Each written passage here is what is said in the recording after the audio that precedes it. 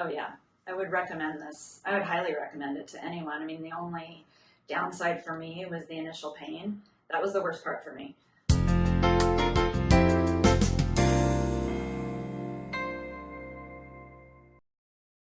I'm Grant Garcia, one of the knee and shoulder specialists here.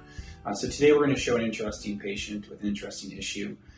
So in my practice, I see a lot of kneecap issues, cartilage issues, and trochlear issues. But there's certain patients when they get to be different age levels. This patient in their early 50s come in and they're not a candidate for those procedures, but they're also not a candidate for a full knee replacement.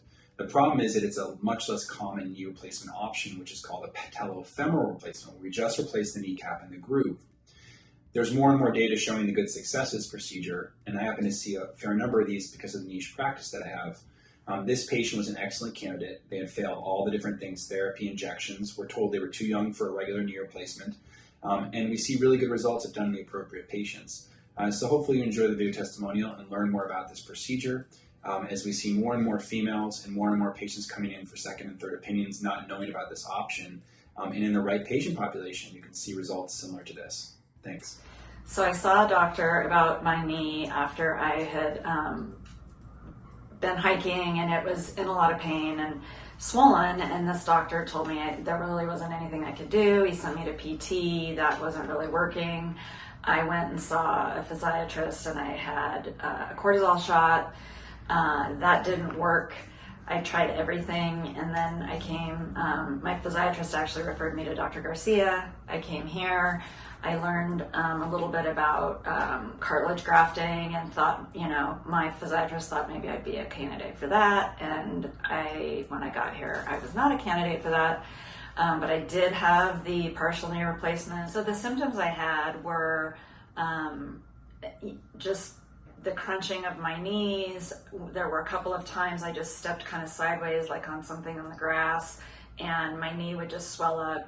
One time I walked to a football game, and I couldn't get up in the middle of the night to go to the bathroom because my knee was so swollen, and I just knew that wasn't normal. And so I knew that I had to do something more. My recovery was great after I got in front of the pain. Initially, the pain catheter didn't work, but I worked with the doctors to get everything under control. Once that was under control, I was totally fine. From day 2 on, I literally took care of myself. It was during COVID. People that were going to help me out got COVID and couldn't come over, so I was walking, icing myself, going up 3 or 4 stairs, able to get in and out of bed. And then I would say after the first couple of months, or maybe it was 1 month, I can't remember, when I was able to do the full rotation on the bike. So initially I was on the bike and I would just rotate back and forth without doing a full rotation. And then one day it just happened. And then from then on, it's going great. I'm at a point now where I've made so much progress, they cut me off from PT. So now I have no pain in my knee. My rotation and flexion rotation, the bending part. Yeah, rotation and flexion are not exactly the same as my other knee, but I don't have any pain. I wish I had done this a long time ago, and I didn't know it was an option for me until now. And so I'm just ready to go hiking, do anything that I wanted to do before, and probably have to have the other knee done at some point. Would you recommend this to somebody else if they had the same problem?